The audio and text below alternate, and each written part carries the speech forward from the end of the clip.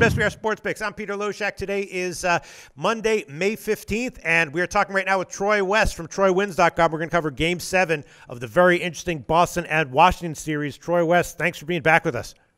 Yeah, you bet, guys. Hey, we got out of the losers bracket with a nice win with the Spurs last night. But hey, yeah, buyer beware for me. This has been probably my toughest series to handicap without a doubt. We've been pretty strong in all the other series, but I do think we have a real strong lean here for you tonight. Yeah, well, the home team, of course, has won every game so far, and Boston has covered all three of their games, although Game 2, of course, was an overtime cover. It went to overtime. They were a 5-point favorite, and they wound up winning by 10, so they got a cover there. But in regulation, it wasn't a cover. The other two games, though, were very easy covers by Boston at home, and, of course, Boston almost won Game 6. Then John Wall hit that shot, and now here we are with a Game 7. I think a big factor here, I mean, to my eye, there's two factors. One is the discrepancy in bench play, right?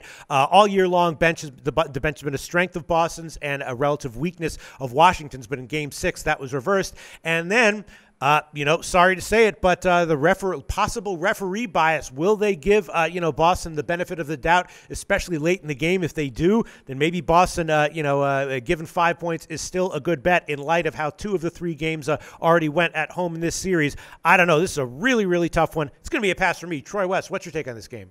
Yeah, no, it's going to be an interesting ball game. I'm not picking a side in this one. I think it could go either way.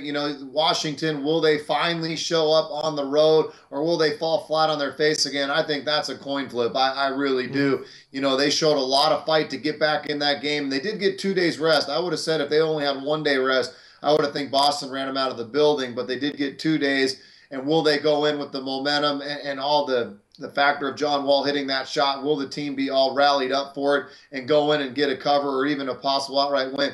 I'm not going down that road, Pete. I'm going to go with the under in this game. You look at the last game, 92-91. The tempo slowed down. Game 7, I think the nerves are going to be extremely high. None of these players have really been in the playoffs or gone deep into the playoffs. Coaches have been there before with Scott Brooks, but Brad Stevens, he's new to this.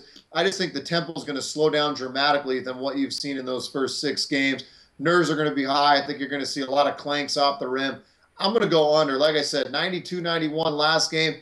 I think it's going to be like a 95-90 type game. It's going to be a low-scoring game. Nerves are going to be high. Tempo's going to be slower. I like the under, Pete. All right. Well, right now, the market does seem to be very uncertain. There's a lot of 211s. Bookmaker and BetDSI have 210.5. Pinnacle has 211.5. So we'll give you the Pinnacle line under 211.5 minus 110. And yeah, that's what I was thinking as well. Obviously, we saw the way Game 6 went. The shooting numbers were very bad for both teams in Game 6. But then you look at how all the other games in the series went, and they were all very high scoring. 4 out of those 5 games went over, and most of them went significantly over high totals. So I don't know. I could see it maybe starting out slow, but then Washington deciding they have to play a higher tempo to force the pace and try to win their way. So I would vaguely agree with you, but in light of how the rest of the series has gone, besides Game 6, the under at a relatively modest total of 211.5 makes me nervous, Troy.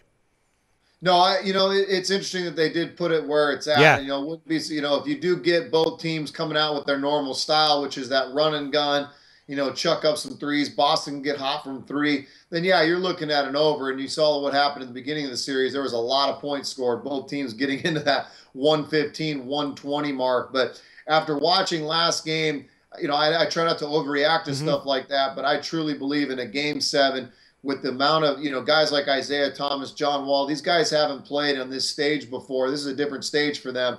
That's why I'm going to go with the under. I think nerves are going to be high. Defensive intensity is going to be raised in this one. I like the under. Yeah, you're right. The line might be telling you something because this line is significantly lower than all the other totals in the series. The lowest total was that I'm seeing here was in Game 4 at Washington. That one closed at 214, and now we have 210.5, 211, 211.5. So Troy West from TroyWins.com taking the under 211.5 minus 110. Troy West, tell us about your website, TroyWins.com.